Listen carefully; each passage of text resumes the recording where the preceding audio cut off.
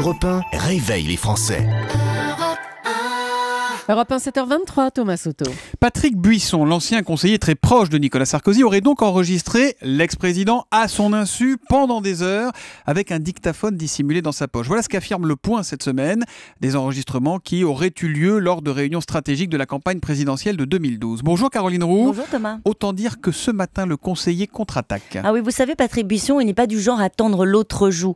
Il ne veut même pas prendre la peine de nier une information qui pour lui n'en est pas une. Il envisage d'ailleurs de porter plainte. Pour lui, toute cette histoire relève tout simplement de la manipulation. La suite logique de son combat qu'il mène contre la garde des Sceaux, puisque vous savez Thomas que Christiane Taubira pourrait être entendue par un juge après une plainte qu'il avait déposée contre elle dans le dossier des sondages de l'Élysée. Ensuite, eh bien, j'ai envie de dire que c'est toujours la même musique, celle qui est relayée par la Sarkozy. C'est encore une affaire pour fragiliser l'ancien président, pour l'abattre, pour gêner son retour. Voilà ce que dit Patrick Buisson. Il en profite pour distribuer les paires de claques aux flics, comme il dit, qui utilisent une bonne vieille méthode, celle qui consiste à jouer le bluff, à mettre un coup de pied dans la fourmilière pour voir comment ça retombe.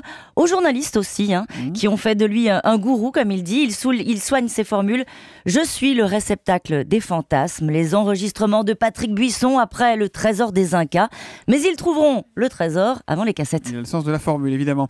Mais quand même, si les faits sont avérés, ce qui n'est pas le cas, on le rappelle pour l'instant, c'est le genre d'histoire qui peut mettre Nicolas Sarkozy de très très mauvaise humeur. Ce serait une trahison. Comment on réagit dans l'entourage direct de l'ex-chef de l'État ? Sec et maîtrisé, avec une formule toute simple, pas de commentaire. Alors l'entourage de l'ancien président confirme quand même que Patrick Buisson et Nicolas Sarkozy se sont vus. Ça s'est passé mardi, rue de Miromesnil, un entretien qui était prévu depuis plus de 15 jours. C'était avant les révélations. C'était avant les révélations, effectivement, parce que l'ancien président le dit lui-même, il ne veut pas donner le sentiment de tenir son ancien conseiller à distance, de donner le sentiment de le lâcher, surtout depuis que certaines grandes figures de l'UMP ont accusé publiquement Patrick Buisson d'avoir conduit Nicolas Sarkozy à la défaite. Alors, c'est sûr que le compte-rendu de conversation stratégique à l'Élysée pendant la campagne permettrait sans doute de démontrer que Patrick Buisson n'était pas le seul à défendre cette ligne politique et qu'il n'a forcé personne. Ce qui semble acquis, Caroline, au-delà de cette histoire, vous parliez de la défaite de Nicolas Sarkozy que certains ont mis sur le dos de Patrick Buisson,